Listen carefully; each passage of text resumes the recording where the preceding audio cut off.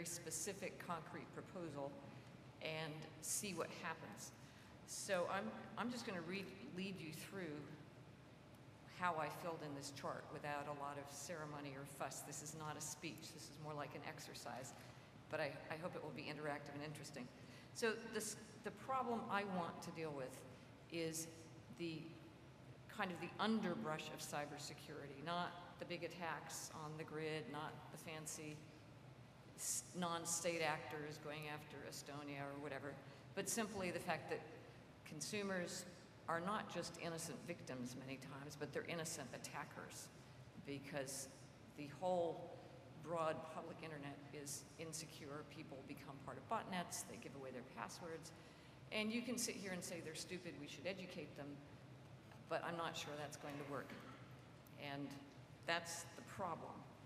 The impact is not only do you have people who are leery of using the net, or if you're a bank, you have to absorb losses a lot of the time because unfortunately you can't make grandma pay if her machine's being attacked and so forth and so on. But the worst impact, I believe, is that this kind of low-level, broad insecurity creates a huge amount of noise. Spam, small attacks, it leaves everybody open to DDoS attacks, et cetera, et cetera, et cetera. So it's very easy for the serious criminals to hide among the petty criminals and the clueless, innocent attackers. So my goal is to clear out the underbrush so that the guys on this panel who want to deal with the serious, big, malign security threats can get to work. The reason this is unsolved is fundamentally that the people who could solve it aren't responsible for it. The ISPs don't pay the costs of the insecurity. And why should they? They're not being forced to, and it would put them in a competitive disadvantage if they were to do that. So on to 2, recommendations to solve the problem.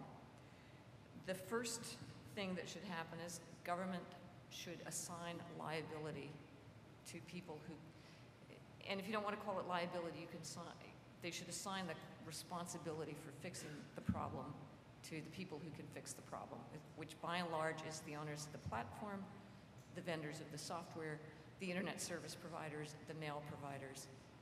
Companies like that, they have the resources, they have the direct connection with the consumers, they have, if they all work together, the incentive to do this, but singly they don't, because they don't want to take on the costs of dealing with this problem. So I'll skip ahead to required commitments. The governments need to set the liability, but then the private sector, all it has to do is follow incentives. They have to follow the law, obviously, but then economic incentives will drive them to do this, because otherwise they're going to have to pay the costs.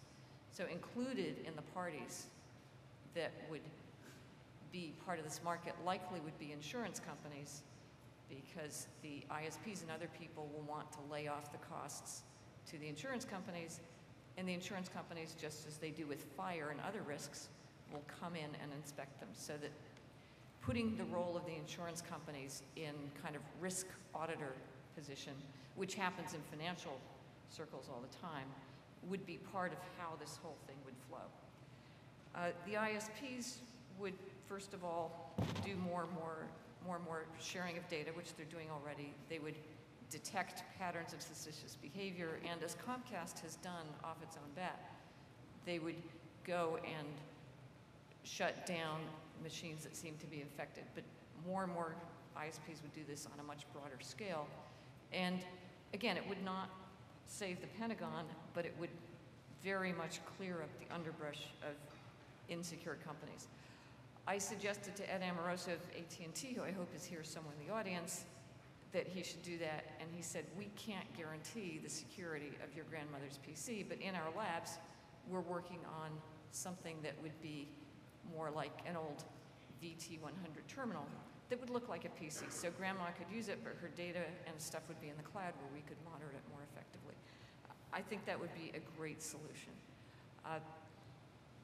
The basic notion here is that all the ISPs would have to cover the cost of security for clueless users. If you thought you were a clue-full user, you could pay slightly more, and you would have the freedom to use port 25 just the way you wanted. You could send lots of email and so forth and so on.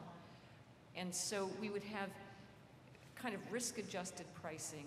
People who use the system more would pay more, which makes a lot of sense, but right now there's this obsession with non-discriminatory pricing. So putting a lot of financial incentives in here, assigning the liability and the externalities, I believe would fix a lot of things.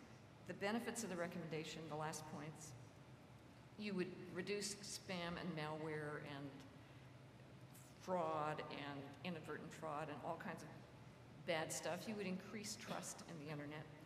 But most importantly, you would provide an opportunity to go after the real criminals, because you basically keep the police and the security people from being distracted by all this petty criminality.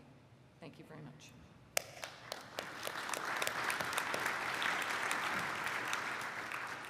Thank you, Esther. Ladies and gentlemen, I'd encourage you to read Esther's bio in the notes. Esther's a member of the NASA Advisory Council and chair of the Council's Innovation Technology Committee. She's a former director of the EastWest Institute, and one of the things I really like about getting to know Esther is she delivered EWI, her huge network in this field that she's developed over 20 years, to help us take forward the cybersecurity initiative. And that's fundamentally important to us as we go forward, to work with organizations like Stein's high-level expert group, which has, I guess, completed its work, but also to work with groups like the Permanent Monitoring Panel of the World Federation of Scientists, the Permanent Monitoring Panel on Information Security. And the people you see on the panel here today are really a good representation of how we're trying to sort of position ourselves and leverage it. So thanks, Esther. And on that note, let me turn to Henning. Thank you, Craig. I gladly follow your request to say something about my own involvement in cyber work.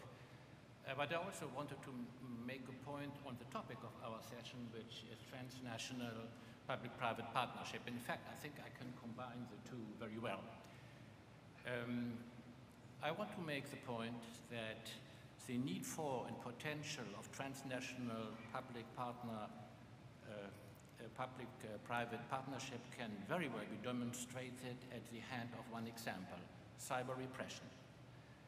The massive government censorship on political matters in about 30 countries on our globe. And the aspect of cybersecurity which I touch upon, privacy, freedom of open opinion and free access to information and trust, and at the same time the respect for human rights, is only the other side, as was very well pointed out this morning, of security in the cyber world. There are two sides of the same coin.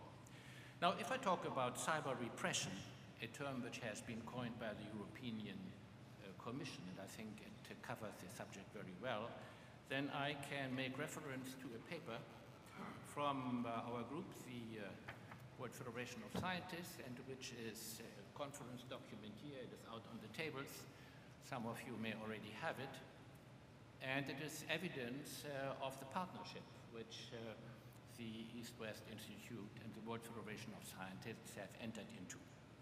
So I refer to the paper, but to sum up briefly some of the points in there, you will see the alarming growth of political government censorship in the last few years, the fact that more and more ICT companies are involved in the delivery of the filtering software and providing the IT services, succumbing to government pressure in the host country, the growing sophistication of the filter technology, and the high relevance of cyber repression as a human rights problem.